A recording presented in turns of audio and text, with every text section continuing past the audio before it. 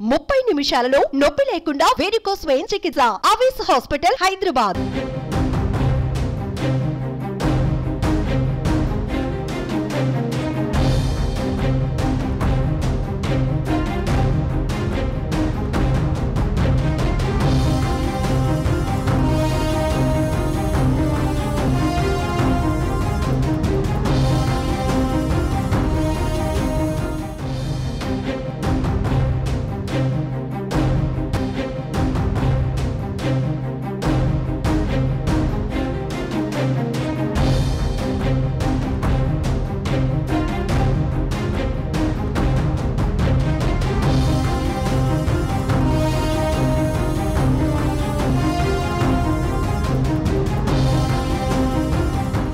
సంచలనం సృష్టించిన liquor scam కేసులో మరో కీలక పరిణామం చోటు చేసుకుంది.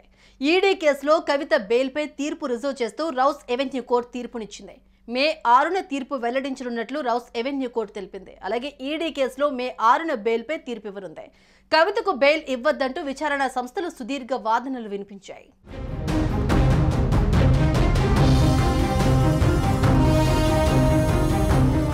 ఢిల్లీ లిక్కర్ స్కామ్ ఈడీ కేసులో బీఆర్ఎస్ ఎమ్మెల్సీ కవిత బెయిల్ పిటిషన్పై తీర్పును Delhi Rouse Avenue court reserve చేసింది.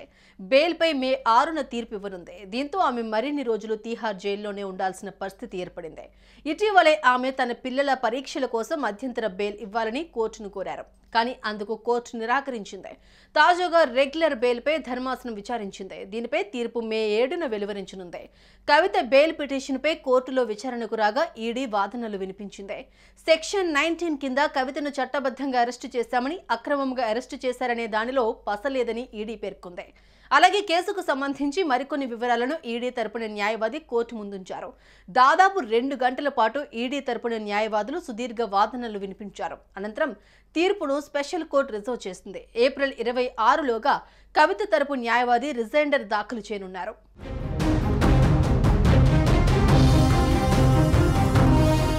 కవితను సెక్షన్ 19 కింద చట్టబద్ధంగా అరెస్టు చేశామని, అక్రమంగా అరెస్టు చేశారనే దానిలో పసలేదని ఈడీ వెల్లడించింది.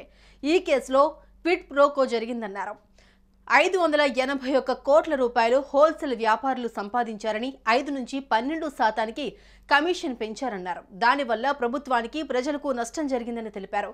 ఈ పాలసీలో ఇండో స్పిరిట్ కు మేజర్ షేర్ దక్కిందని, దీని ద్వారా ఈ అక్రమాలకు పాల్పడ్డారని వెల్లడించారు. పాత పాలసీని పక్కన పెట్టి అక్రమ సంపాదన కోసం కొత్త పాలసీ తెచ్చారని చెప్పారు. విజయ్ నాయర్, మనీష్ సిసోడియా ద్వారా బుచ్చిబాబు, అరుణ్ పిళ్ళై కథ నడిపారన్నారు. విజయ్ నాయర్ మద్యం వ్యాపారులతో సమావేశాలు ఏర్పాటు చేశారని, అసాధారణ లాభాలు గడించారని కోర్టుకు విన్నవించారు. బలవంతంగా మహదేవ్ డిస్ట్రిబ్యూటర్ నుంచి పక్కకు తప్పించారన్నారు. ఈ కేసులో మనీష్ సిసోడియా, కేజ్రీవాల్ కు బెయిల్ దక్కలేదని కోర్టుకు తెలిపారు. ఇక ఈడీ వాదనలపై రిజైండర్ ను ఏప్రిల్ 26లోగా లిఖితపూర్వకంగా దాఖలు చేస్తామని కోర్టుకు తెలిపారు కవిత న్యాయవాదులు.